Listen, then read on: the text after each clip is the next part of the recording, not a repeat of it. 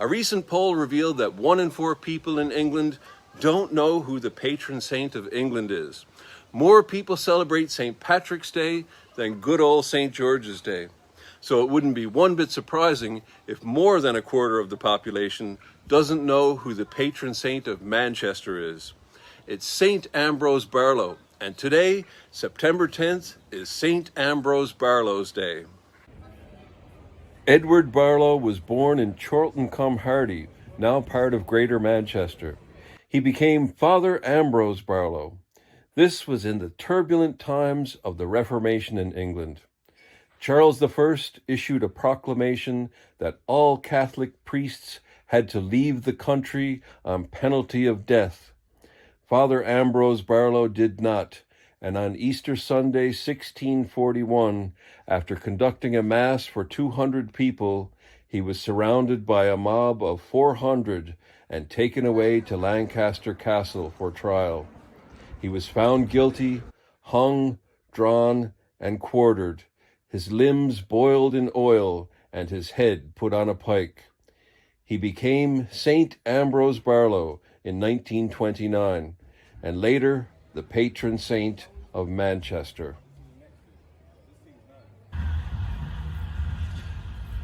So this is where St. Ambrose Barlow first appeared to me, in a figurative sense, that is.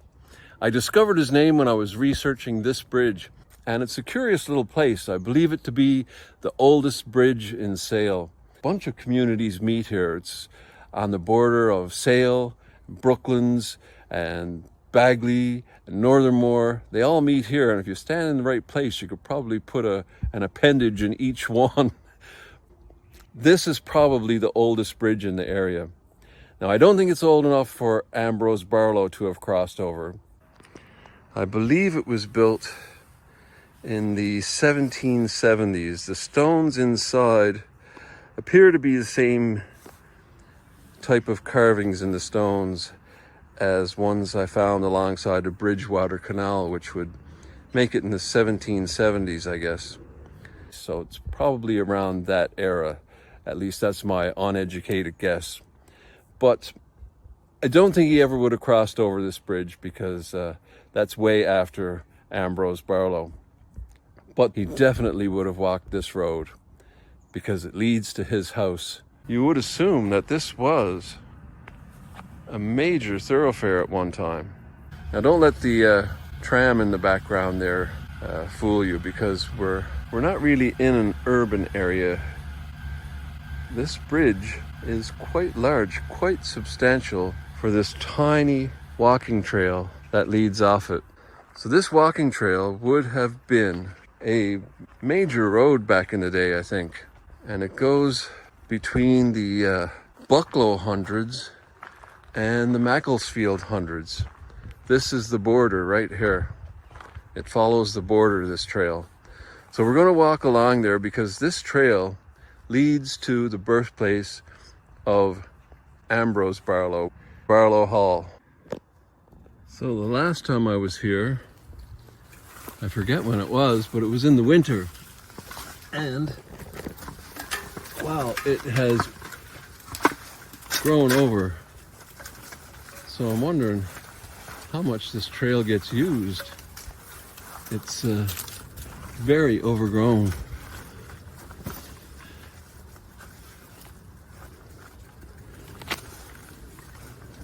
Hopefully it clears up a bit as we go along. So back in the day, this would have been like a major road, I think. And it went from Bagley back there and beyond to the Mersey. And at the Mersey, there was a ford across the River Mersey, and this road picks up again and leads to Barlow Hall. You have to do a lot of back and forth between the modern maps and the ancient maps to find out where this trail goes. But here's our bridge, and this is the trail that follows the boundary between the Bucklow 100 and the Macclesfield 100. follows this tree line.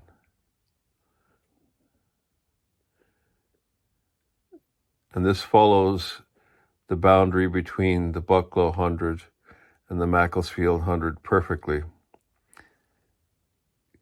Kind of lose it a bit here, but it's still here.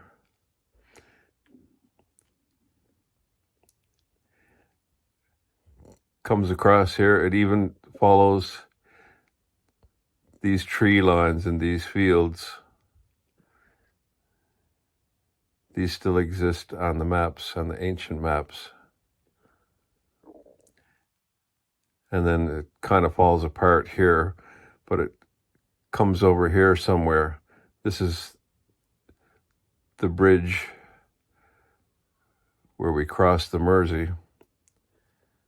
So it kind of, somewhere around here is where the ford would have been across the Mersey.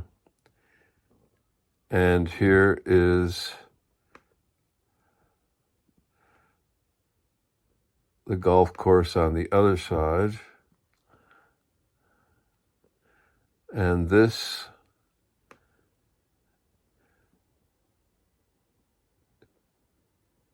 is Barlow Hall.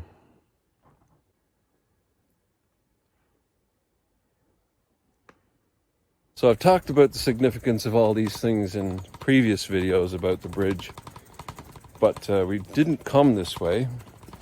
I explained it on the map, but we didn't actually walk this way. So today I'm going to walk this way and carry on to Barlow Hall. So there are clues in names. Boundary Grove. It was once the boundary between the Macclesfield 100 and the Bucklow 100. So we've just entered Northern Moor, and I got to check my bearings as we're headed to the golf course, which will take us to the river, which will take us to, we'll get there. Busy, busy road up there. But we're heading into peacefulness.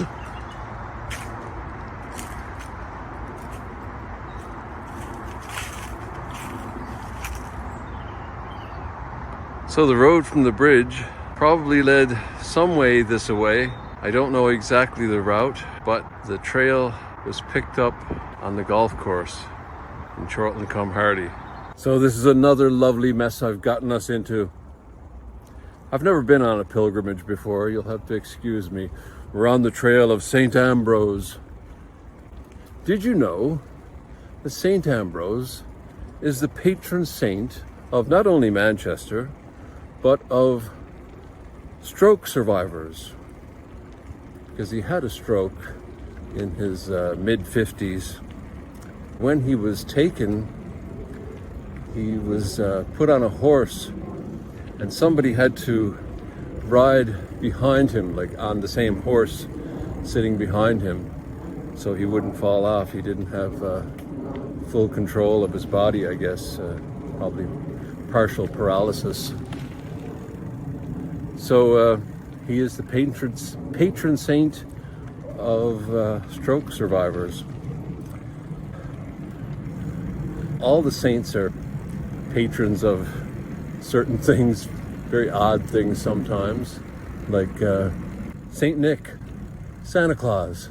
Everybody knows Saint Nick, Father Christmas, Santa Claus. He's the patron saint of children, but also the patron saint of prostitutes.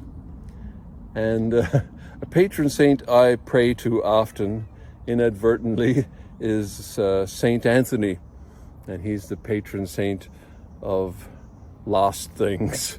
So I often find myself not really praying to Saint Anthony, but looking for lost things. So this is a nice little adventure we've gone on today.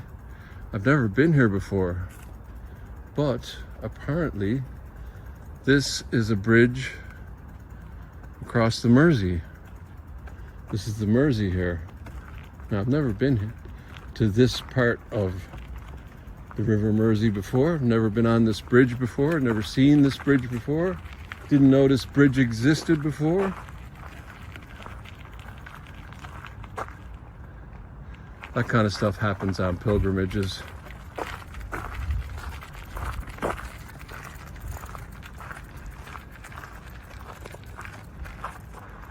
This bridge is all about function, and that is all we require of it today. We need to get to the other side. I'm sure Edward spent some time hanging around the Mersey as a young fellow.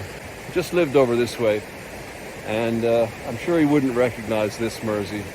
It's a lot different than it was in the 1500s, in the late 1500s. It would have been a lot wider. The banks wouldn't have been as steep. This has all been built up and fortified to prevent flooding. And he wouldn't recognize this. So the trail that we followed from our bridge way back in Bagley ended up somewhere here on the Mersey. And probably around here, there was a ford in the river that would have been, as I said, easily crossed back in the day when the river was wider and not as deep and fast flowing. You can see all these stones are square and concrete. All this stuff was dumped here to fortify the riverbank. It's a damn shame that you can't jump in there. It's awfully inviting.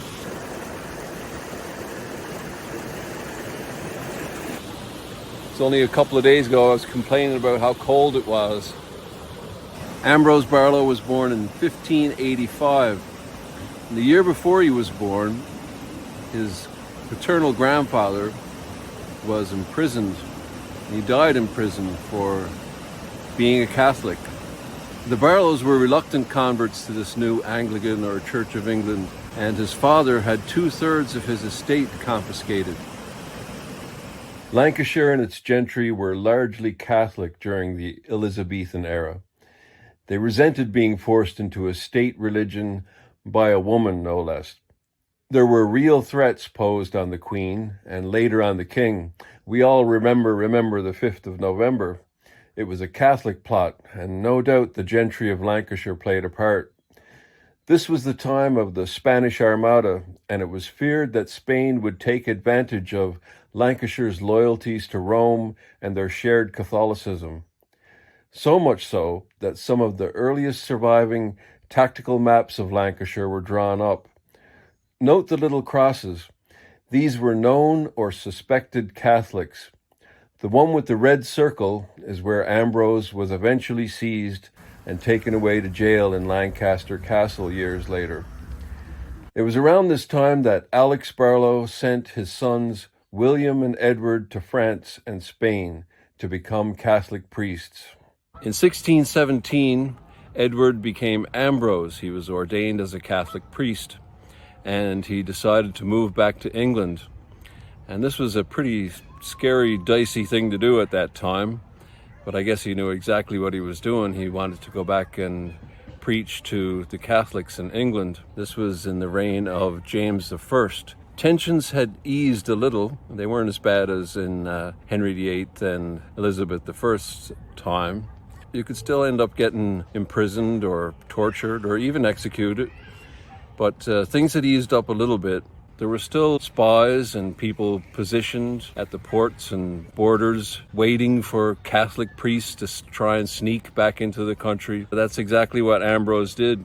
And he moved here to the south of Lancashire and began preaching to the Catholics in the area. And he was in sort of friendly territory. He was well received and well liked, and everybody welcomed him. And he had like a 4-week schedule. He would spend 4 weeks at one place and administer to the congregation, the secret underground congregation of Catholics, and then move on to another place for 4 weeks, for a month or so. And he would spend his time preaching to the Catholics in the area, clandestine meetings in secret places.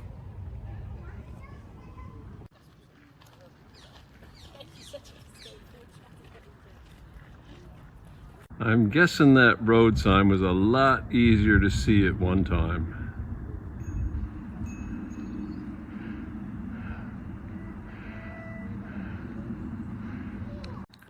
Charlton-cum-Hardy Golf Club.